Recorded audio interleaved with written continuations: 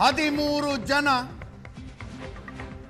ಶಾಸಕರುಗಳನ್ನು ಸಚಿವ ಸಂಪುಟಕ್ಕೆ ಸೇರಿಸಿಕೊಂಡು ಅಧಿಕಾರ ಆರಂಭಿಸಿದರು. ರಾಜ್ಯದ 24ನೇ ಮುಖ್ಯಮಂತ್ರಿಯಾಗಿ ಡಿ.ಕೆ. ಶಿವಕುಮಾರ್ ಅವರು ಪ್ರಮಾಣ ವಚನ ಸ್ವೀಕರಿಸಿದರು.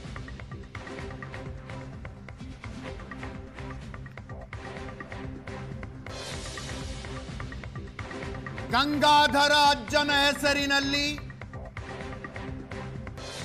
ಅಧಿಕಾರ ಮತ್ತು ಗೌಪ್ಯತೆಯ ಪ್ರಮಾಣ ಮಾಡಿದರು ಡಿ.ಕೆ. ಶಿವಕುಮಾರ್.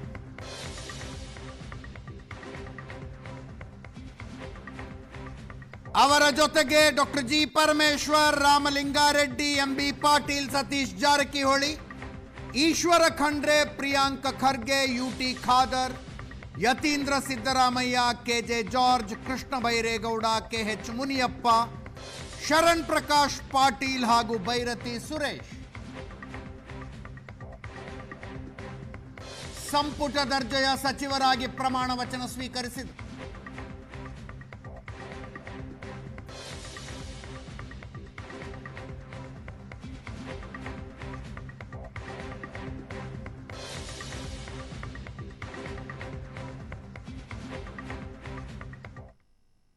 ನಾನು ಡಿ.ಕೆ. ಶಿವಕುಮಾರ್ ಎಂಬ ಹೆಸರಿನಾದ ನಾನು ಕಾನೂನು ಮೂಲಕ ಸ್ಥಾಪಿತವಾದ ಭಾರತದ ಸಂವಿಧಾನ ವಿಷಯದಲ್ಲಿ ನಿಜವಾದ ಶ್ರದ್ಧೆ ಮತ್ತು ನಿಷ್ಠೆಯನ್ನು ಹೊಂದಿರುತ್ತೇನೆಂದು ನಾನು ಭಾರತದ ಸಾರ್ವಭೌಮತ್ವವನ್ನು ಮತ್ತು ಅಖಂಡತೆಯನ್ನು ಎತ್ತಿ ಹಿಡಿಯುತ್ತೇನೆಂದು ಮತ್ತು ಕರ್ನಾಟಕ ರಾಜ್ಯದ ಮುಖ್ಯಮಂತ್ರಿಯಾಗಿ ನನ್ನ ಕರ್ತವ್ಯವನ್ನು ಶ್ರದ್ಧಾಪೂರ್ವಕವಾಗಿ ಮತ್ತು ಅಂತಃಕರಣಪೂರ್ವಕವಾಗಿ ನಿರ್ವಹಿಸುತ್ತೇನೆಂದು ಭಯ ಅಥವಾ ಪಕ್ಷಾತೀತವಲ್ಲದೆ ರಾಗ ದ್ವೇಷವಿಲ್ಲದೆ ಎಲ್ಲ ಬಗೆಯ ಜನರಿಗೆ ಸಂವಿಧಾನಕ್ಕೆ ಮತ್ತು ಕಾನೂನಿಗೆ ಅನುಸಾರವಾಗಿ ನ್ಯಾಯಯುತವಾಗಿ ಮಾಡುತ್ತೇನೆಂದು ನನ್ನ ಅಜ್ಜ ಗಂಗಾಧರಜ್ಜನ ಹೆಸರಿನಲ್ಲಿ ಪ್ರಮಾಣ ಮಾಡುತ್ತೇನೆ. ಶ್ರದ್ಧಾಪೂರ್ವಕವಾಗಿ ಪ್ರತಿಜ್ಞೆಯನ್ನು ಮಾಡುತ್ತೇನೆ. ಮಾನ್ಯ ಮುಖ್ಯಮಂತ್ರಿಗಳು ಈಗ ಪ್ರಮಾಣ ವಚನಕ್ಕೆ ಸಹಿ ಮಾಡಲಿದ್ದಾರೆ.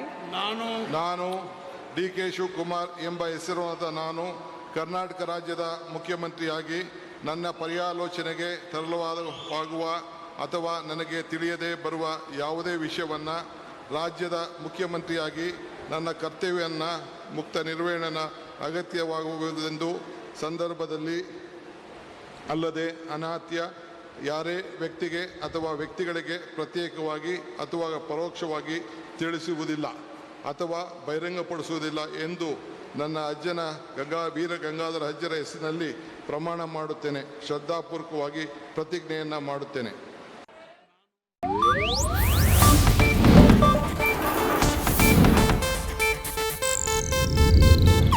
ಇದು ಏಷ್ಯಾನೆಟ್ ನ್ಯೂಸ್ ನೆಟ್ವರ್ಕ್ ಪ್ರಸ್ತುತಿ.